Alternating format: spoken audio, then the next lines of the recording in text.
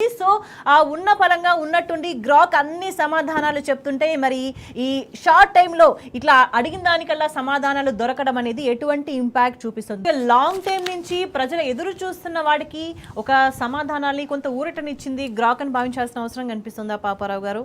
ఎందుకంటే చాలా in-depth answers వస్తున్నాయి గ్రాక్ నుంచి చూసుకుంటే. అంటే దీని ఇంపాక్ట్ ఎట్లా ఉంటుంది? ఇంపాక్ట్ అంటే ఇక్కడ నేను ఒక 2-3 రకాలుగా చెప్తాను దీన్ని. ఒకటి ఏంటంటే ఫస్ట్ గ్రాక్కి ఉన్న అడ్వాంటేజీ, ఇక్కడ కూర్చున్న మా ఇద్దరికి లేని అడ్వాంటేజీ వేరే ఒకటి ఉంది. ఏంటంటే గ్రాక్ అనగా ఒక మెషిన్, ఒక టెక్నాలజీ ఈజ్ అన్బయాస్డ్ అనే ఒక దానికి ఉన్న క్రెడిబిలిటీ. ఎవరికి ఆ క్రెడిబిలిటీ ఉండదు. మనిషి అన్నోడికి ఎవరికి క్రెడిబిలిటీ అది చాలా కష్టం. నిజంగా అన్బయాస్డ్గా ఉన్నవాడు కూడా ప్రూవ్ చేసుకోవడం చాలా కష్టం. నేను అన్బయాస్డ్గా ఉన్న వాస్తవాలే మాట్లాడుతున్నా జనాలు నమ్మటం కష్టం. కాబట్టే రేవంత్ రెడ్డి గారు ఆ రోజు గెలవగలిగారు తెలంగాణలో.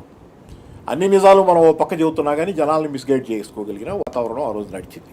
కాబట్టి మనిషి అనేవాడికి అన్బయాస్డ్గా ఎంత ఉన్నా కానీ మనిషి అనేవాడికి ప్రూవ్ చేసుకోవడానికి అంత ఈజీ కాదు. Every time he has to prove. కానీ ఈ టెక్నాలజీకి ఉన్నది అడ్వాంటేజ్ ఏంటంటే రాగద్వేషాలు లేవు, దానికి ఉన్నది ఉన్నట్టు చెప్పుద్ది అనేది ఆబ్వియస్గా ఫస్ట్ అసలు అది బేసిస్. రాక్ అనగానే అది మెషిన్. దానికే ఉంది, దానికి వచ్చేదేముంది పోయేదేముంది దీనిలో అనే లెక్క. దాంతో దాని మీద విశ్వసనీయత అనేది బేస్ క్రాక్ ఉన్నది. ఆ విశ్వసనీయతతో ఈరోజు మోడీ మీద అడిగిన క్వశ్చన్లకు అది ఇస్తున్న జవాబులు అది మేజర్ డ్యామేజ్ అవుతుంది. ఇప్పుడు నేను ఇన్ని సంవత్సరాల నుంచి అనేకం చెబుతున్నాం. గ్రాక్ చెప్పినాయో మనం కూడా చాలా చెప్పాం, ఇంతకుముందు చాలామంది చెప్పారు, అవన్నీ నడవలా. కానీ గ్రాక్ చెప్తే నడుస్తుంది అంటే దాని విశ్వసనీయత. దాన్ని ఎలా ఎదుర్కోవాలో తెలియనటువంటి పరిస్థితుల్లో ఈరోజు ప్రభుత్వం పడింది. రెండోది, ఈరోజు సరదాగా చెబుతున్నా, April 1 విడుదల సినిమాలాగా చేసింది గ్రాక్. చూస్తుంటారు కదా, April 1 విడుదల రాజేంద్ర ప్రసాద్ సినిమా. అన్ని నిజాలు చెప్తూ తిరుగుతుంటాడు, అదంతా గగ్గోలు అయిపోతుంటుంది. అది April 1 సినిమాలాగే మొత్తం గ్రాక్ ఏది అడిగినా కానీ ఓపెన్గా అసలు నిర్మోహటంగా నిజాలు చెప్పేయడంతో బీజేపీకి అదో పెద్ద ఏం చేయాలో తెలియనటువంటి ఒక పెద్ద సంక్షోభం దానికని. రెండోది, ఇక్కడ మీకు Pandora's box open, artificial intelligence అనేది రావడంతోనే you open a Pandora's box. Pandora's box అంటే ఏంటంటే దేవుడు ఒకరికి ఎవరికో గిఫ్ట్ ఇస్తాడు. ఒక బాక్స్ గిఫ్ట్ ఇస్తాడు. గిఫ్ట్ ఇస్తే దీన్ని ఓపెన్ చేయొద్దని ఏదో చెప్తాడు, సంథింగ్ చెప్తాడు. చెప్తే ఆగలేక ఆతృత ఆగక బాక్స్ ఓపెన్ చేస్తుంది అనుకుంటాం. అతను పాండరా ఓపెన్ చేస్తే దాని నుంచి అన్ని ఈవిల్స్ వస్తాయి, ప్రపంచంలో ఈవిల్స్ అన్ని బయటకు వచ్చేస్తుంటాయి. తప్పును మూసేస్తామో ఇదేంటి డేంజరస్గా ఉందని, లోపల హోప్ మిగిలిపోద్ది. ఇట్లా ఆర్టిఫిషియల్ ఇంటెలిజెన్స్ అనేదాన్ని ఒకటి తెచ్చుకున్నాం ఈరోజు. కాబట్టి అన్నింటినీ అడిగేస్తుంది అది. ఇక అక్కడ దానికి ఆ లిమిట్స్ ఏం లేవు. ఇప్పుడు గ్రోక్ని ఆపుతారు. గ్రోక్ని ఆపితే గ్రోక్ ఒకటే కాదు కదా, ఆర్టిఫిషియల్ ఇంటెలిజెన్స్ చాట్ బోట్లో లేకపోతే ఇంకోటో చాలా ఉన్నాయి ఇలాంటివి. ఎన్నిటిని ఆపుతారు? అది కూడా విశ్వగురువుని అని చెప్పుకొని వసుదైక కుటుంబం గురించి మాట్లాడే మనము మాలో మేము ముడుచుకుపోయి ఉంటాము, మాకెవరు ఏ నిజాలు చెప్పొద్దు, బయట వాళ్ళు మాట్లాడే అబద్ధాలు మాలో మేము ముడుచుకుంటాం. విశ్వగురువు అని చెబుతున్నాం, వసుదైక కుటుంబం అని చెబుతున్నాం, ప్రపంచం అంతా మాదే అంటున్నాం, అందరికీ నేర్పుతున్నాం అంటున్నాం. ఇతరుల దగ్గర నుంచి మాత్రం ఏం తీసుకోవడానికి సిద్ధంగా లేవు. మస్క్ మీద మాత్రం మన కోపం వస్తుంది. మస్క్లో తప్పులుంటే అది మాట్లాడదాం, అది వేరే విషయం. మస్క్ తయారు చేసిన టెక్నాలజీతో మీకేం పేచి? మీరు ఇప్పుడు అందుకని ఇస్తారు. ఇదేమైనా కానీ ఏంటంటే, ఒకటి గ్రోక్ సంబంధించినంత వరకు నాకు అర్థమైంది, పిల్లి మెడలో ఫస్ట్ టైం గంట కట్టింది గ్రోక్. ఇంతవరకు ఎవరైనా కట్టలేకపోయాం. టెక్నాలజీ కాబట్టే దానికి ఈజీ అయి ఉంటుంది. పిల్లి మెడలో గ్రోక్ గంట కట్టింది కాబట్టి ఇంకా చాలా పిల్లలు ఉంటాయి. అబద్ధాలు ఆడేవాళ్ళు చాలామంది ఉంటారు, నిజాలు చెప్పని వాళ్ళు, మభ్య పెట్టేవాళ్ళు చాలామంది ఉంటారు. ఈ గ్రోక్ లాంటి వాటి దెబ్బకి ఇప్పుడు బీజేపీ గురించి అది మాట్లాడటం అది కాసేపు పక్కన పెడితే, ఇదే పరిస్థితిలో ఇదే రకంగా రాజకీయాలు నడుపుతున్న చాలామందికి ఈరోజు కంటి మీద నిద్రలేని పరిస్థితిని గ్రోక్ తెచ్చిపెట్టింది.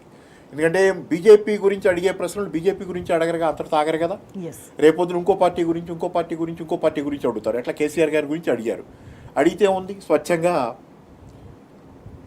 అంటాం కదా, కడిగిన ముచ్చల్లాగా బయటకు వచ్చినటువంటి వాస్తవం కేసీఆర్ గారు ఏంటనేది కడిగిన ముచ్చల్లాగా తెలంగాణ ప్రజల ముందు మళ్ళీ ఇప్పటికే అర్థమైంది తెలంగాణ ప్రజలకి. కడిగిన ముచ్చల్లాగా కేసీఆర్ అనే మనిషి స్వచ్ఛత తాలూకు, తెలంగాణ ఆత్మ తాలూకు ప్రతిబింబం. ఆత్మలను పలికించేదే అసలైన భాష అంటాడు సినారి. ఆయన ఆత్మలను పలికించేది అసలైన భాష అంటాడు. తెలంగాణ ఆత్మను పలికించగలైన అసలైన భాష తెలిసినవాడు కేసీఆర్. ఎందుకంటే తెలంగాణ తెలిసినవాడు కేసీఆర్. కాబట్టి అది ఈరోజు గ్రోక్ కూడా చెబుతుంది, ఒక మెషిన్ కూడా చెబుతుంది, అది మనుషులకు అర్థమవుతుంది ఆల్రెడీ. ఇప్పుడు ఏంటంటే ఇంతటితో ఆగదు. ఇది గ్రోక్ తెస్తున్నటువంటి సంక్షోభం, ఈ రెవల్యూషన్ అనేది చాలామంది గుట్లు కడిగైపోతుంది.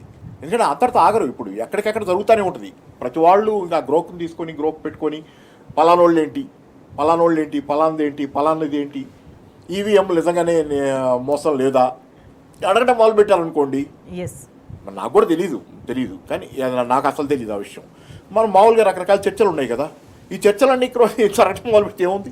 అంటే ఇంతకాలం పాటు దాదాపు దశాబ్దానికి పైగా కూడా తాము చెప్పిందే నిజమని నమ్మాలి అనే విధంగా ప్రజలని ఇన్సిస్ట్ చేసి అదేవిధంగా ప్రయత్నాలు చేసి అంతా ఒక క్లోజ్డ్గా మార్చిన వాతావరణం కనిపిస్తుంది. ఎందుకంటే ఒక మీడియా కూడా ఎవరు బయటికి వాస్తవాలు మాట్లాడకూడదు, ప్రధానమంత్రి మీడియాతో మాట్లాడరు, ఉన్న విషయాలని చెప్పరు, మేము చెప్పిందే నిజమని నమ్మాలి. కానీ గ్రాక్ అనేది ఎప్పుడైతే అవైలబిలిటీలోకి వచ్చిన తర్వాత ప్రజలు ఇన్ని క్వశ్చన్స్ వేస్తున్నారు అని అంటే ప్రజలకు కూడా సందేహాలు ఉన్నాయనే కదా దాని అర్థం.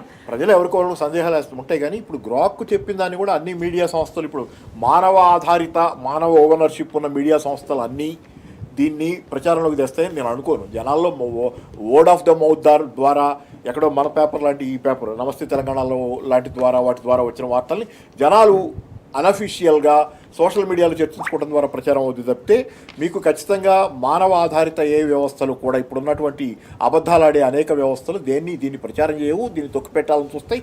ఆల్రెడీ వార్తలు వస్తున్నాయి కదా, గ్రాక్లో కొన్ని ప్రశ్నలకి జవాబులు రావట్లేదని ఇప్పుడు అన్ని ఏదో వస్తున్నాయి.